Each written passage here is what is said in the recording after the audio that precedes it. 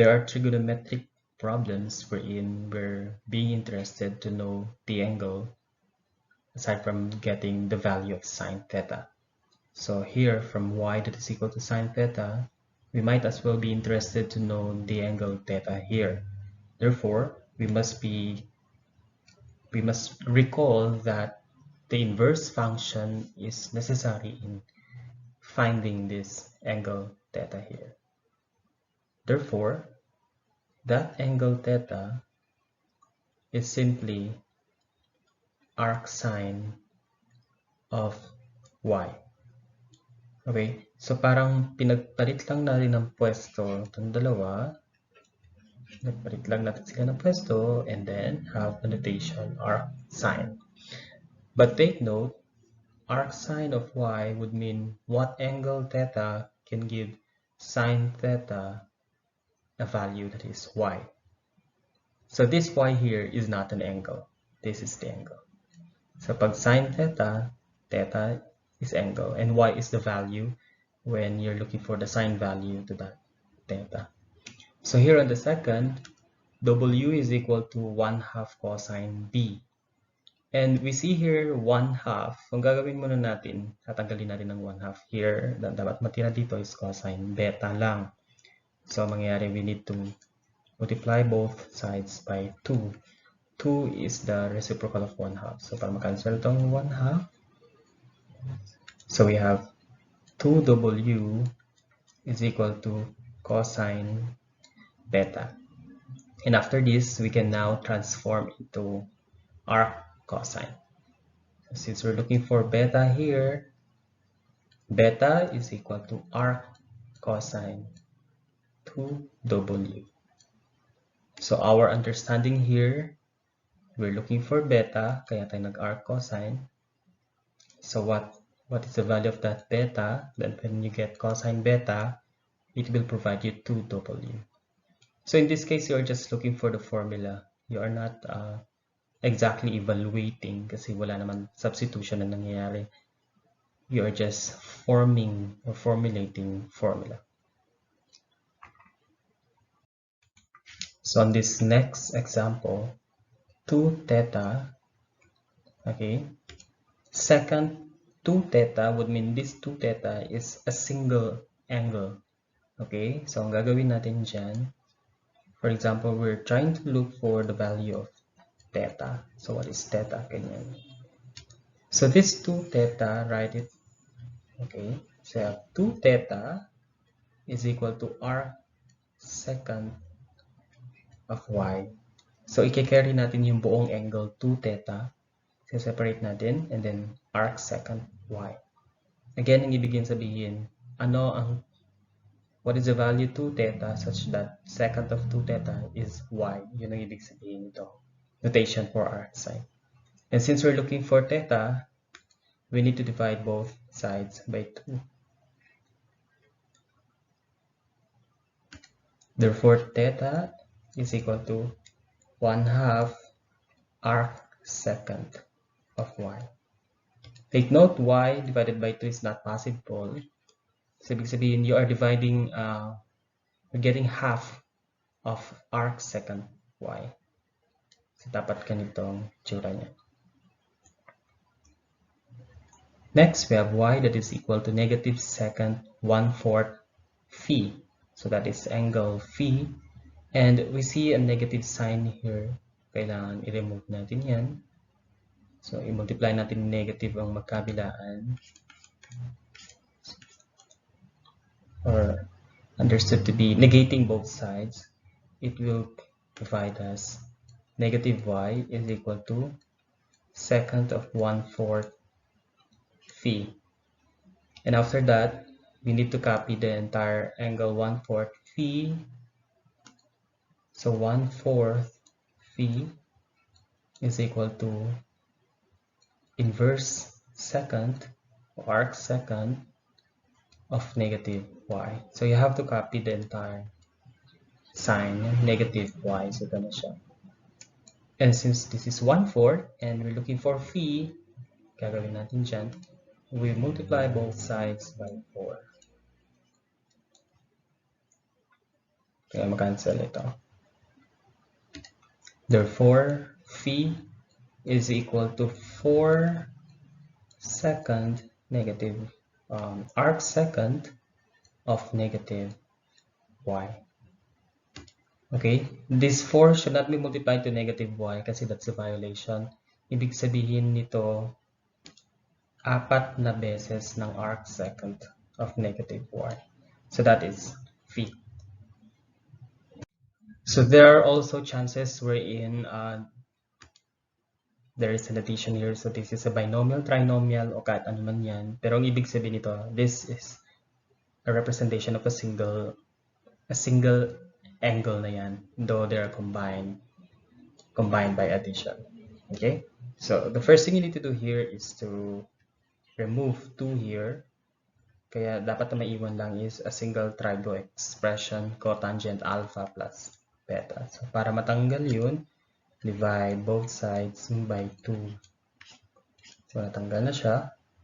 So we have y over 2 is equal to cotangent of alpha plus beta.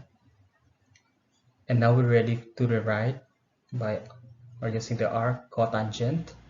So ibig sabihin, pag rewrite na natin ito into arc cotangent, we are now solving for alpha plus beta. Therefore, alpha plus beta is now equal to arc cotangent of 1/2 y. Remember that y over 2 is also 1/2 of y. They're just the same. Okay, and now if we are looking for alpha, so ililipat lang natin ng beta, that will turn to be negative, no? So mangyari, we have arc cotangent of 1/2 y minus beta. So our understanding here is beta, well, these angles are expressed in radians. Okay, hindi kasama si negative beta sa angle 1/2 sa expression 1/2 y. Wala siyang kinalaman dito. Kaya siya naka-enclose. Or you can rewrite it into negative beta plus arc cotangent of 1/2 y. Okay. For beta is equal to, you can have arc cotangent of 1/2 y minus alpha, which is also equal to negative alpha plus arc cotangent 1/2 y. They are just the same. So you just need to be very conscious on the process kasi alpha plus beta, get them together. Pero bago mo yun gagawin, tatanggalin mo lahat ng mga naka-attach Trigo function, Trigo expression. Okay, kung negative 2 to, tanggalin mo ang negative 2, divide both sides by negative 2. Hanggang sa matira lang ay numerical coefficient of positive 1. And after that, we write it using the process of inverse function. Nagre-rewrite ka lang naman dito. Convert lang siya. Okay? So before we answer this, tandaan natin na 3 times theta plus phi considered to be a single angle lang ito. This is just a single angle. It's just expressed in an binomial. Okay? And that is twice cotangent of 3 times. Okay, this is the entire angle. Ang gagawin natin dito, tanggalin muna natin yung 2.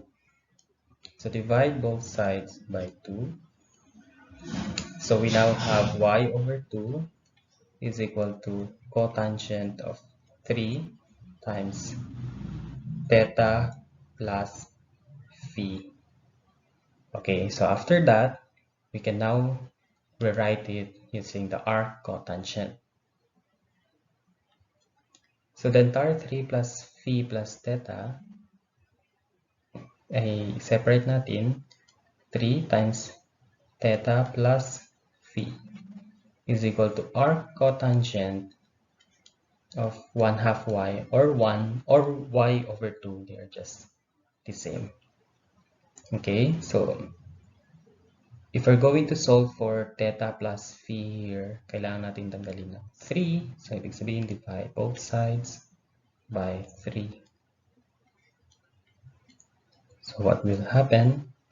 It will now provide us theta plus phi is equal to 1/3 of arc cotangent 1/2 y or y over 2.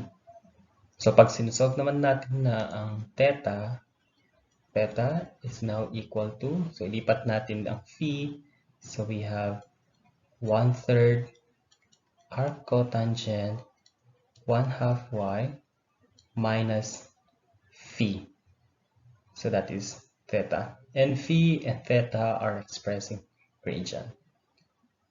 Sa ganitong cases, all are in radians. Hindi natin pwedeng i-combine using degrees. You cannot combine degrees with other units. But radians can just be combined. Okay?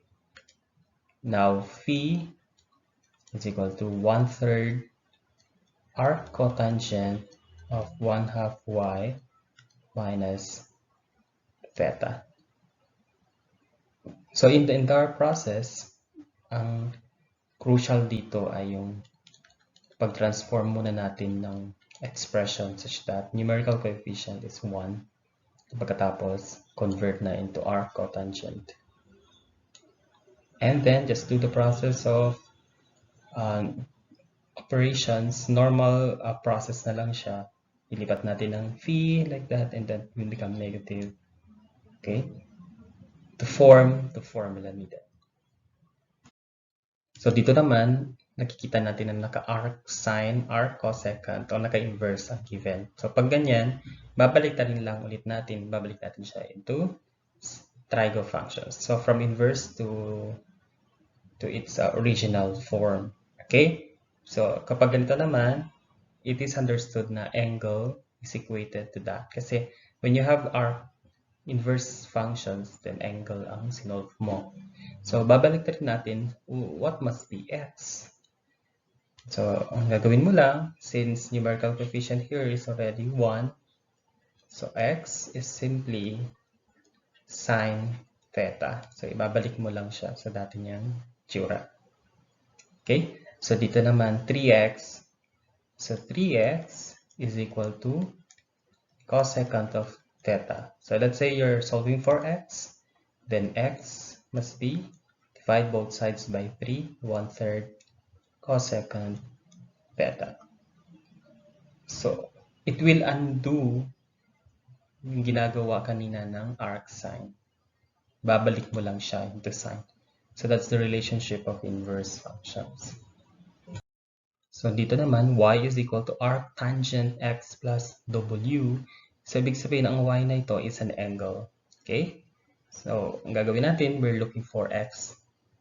And the formula for x, the formula for y. So, the first thing you need to do is to rewrite. So, x plus w is equal to tangent y. So, from arc tangent to tangent. Okay, so x is equal to tangent y minus w. Lipat lang natin ang w. And w is equal to tangent y minus x. Then you're done. Take note, walang kinalaman ng y kay w. They're not together kasi hindi naman siya naka-enclose. So if there is no parenthesis, then ibig sabihin, they don't belong and they are not a single quantity. Okay? So itong y is an angle for tangent. So minus w is any constant w. Okay? Kung walang parenthesis, walang kinalaman. Hindi sila quantity. Okay? Dito naman nakikita natin that there is 1/5.